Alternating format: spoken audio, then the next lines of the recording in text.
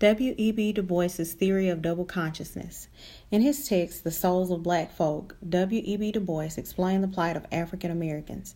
The history of the American Negro is the history of this strife, this longing to attain self-conscious manhood, to merge his double self into a better and truer self. In this merging, he wishes neither of the older selves to be lost. He would not Africanize America, for America has too much to teach the world and Africa. He would not bleach his Negro soul in a flood of white Americanism, for he knows that Negro blood has a message for the world. He simply wishes to make it possible for a man to be both a Negro and an American, without being cursed and spit upon by his fellows, without having the doors of opportunity closed roughly in his face.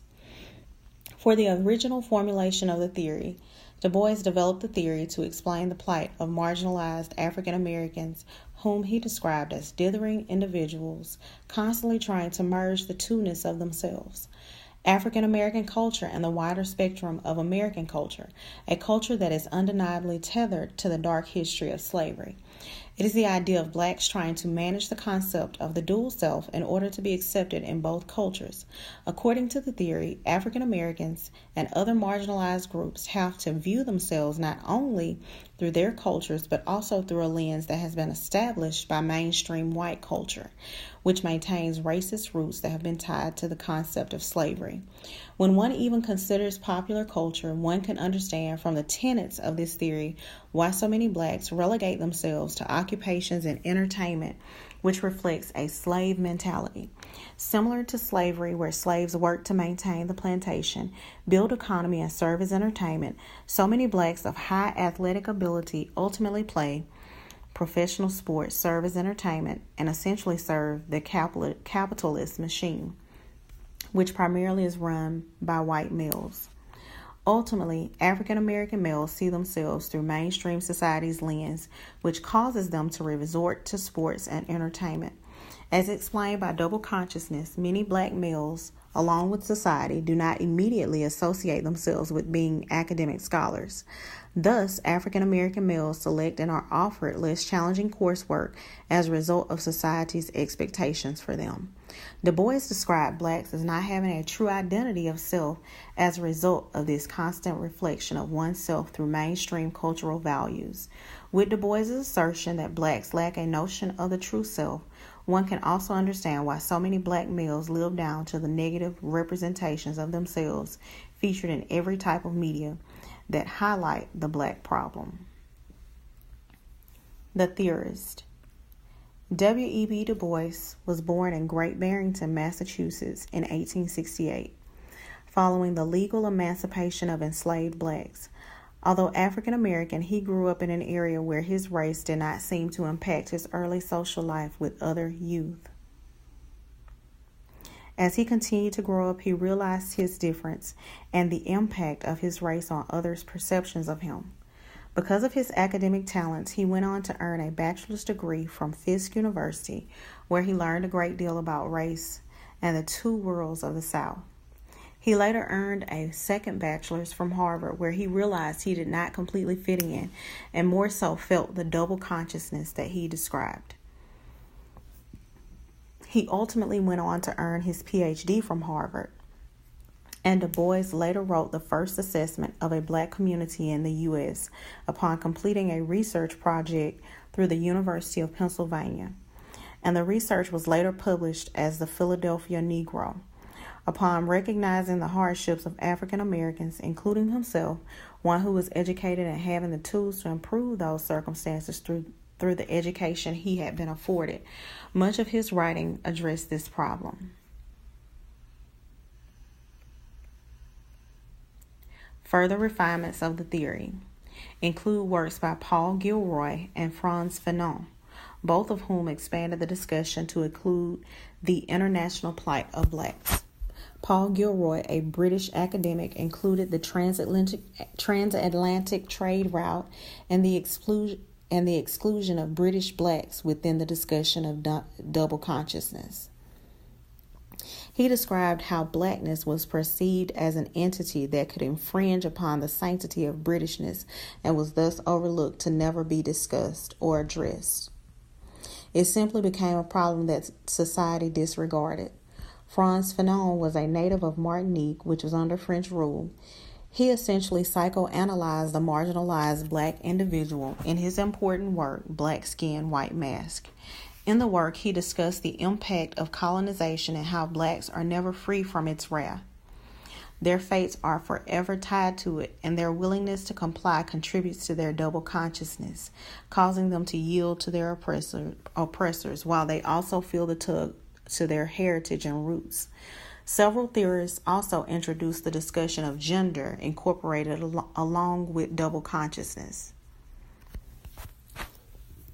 The theory constructs for double consciousness include the two selves of the oppressed individuals, the perceptions of the oppressed by the dominant culture, the struggle and longing of the marginalized to be accepted within both worlds, the loss of culture on the part of the oppressed people, and the cultural influence of the dominant culture. With regard to the application of theory in the literature, the theory of double consciousness has been applied to various studies within education and within literature. The two featured studies both represent a qualitative approach when applying the theory of double consciousness, and they address issues faced by different groups, including African American males and community college professors of diverse backgrounds. In addition, an article also addresses some of the transformations of double consciousness to include learned helplessness, as many blacks have learned to play the role of the victim in society. To begin, Banks and Hughes, in their study, chronicle the experiences and challenges of African American male undergraduates who have been identified as having some type of learning disability. The purpose of the study was to highlight the African American male with disabilities experience within the college setting because traditionally this voice had been ignored.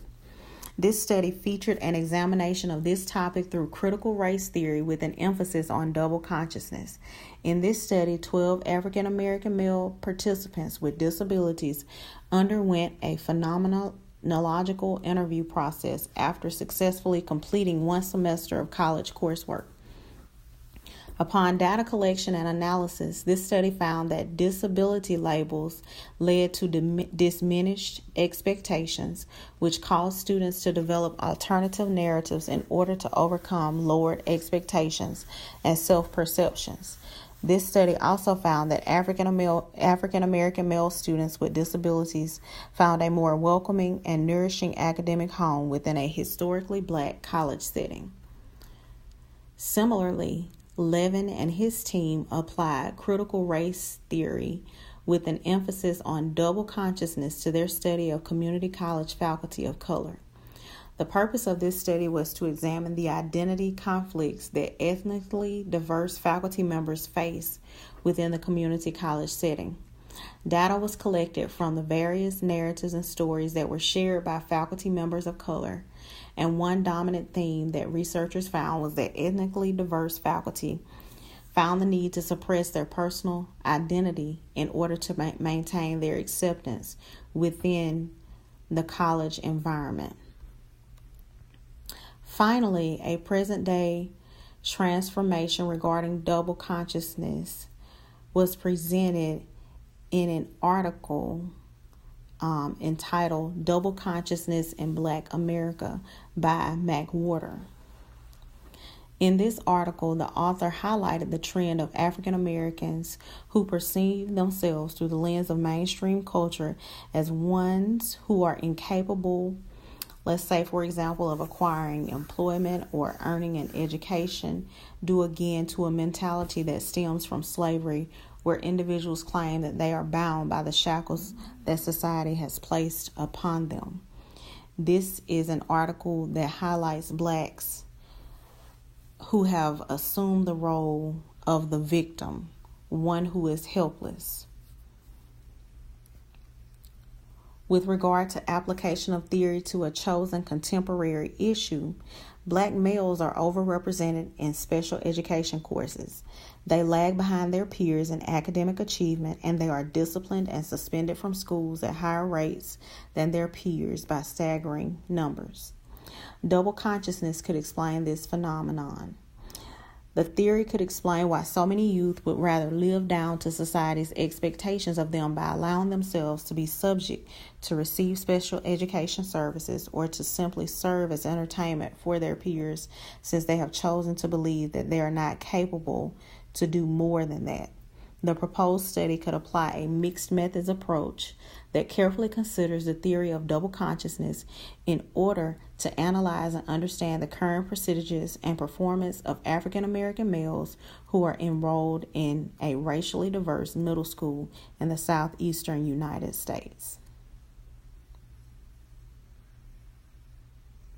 Data will be collected through interviews, observations,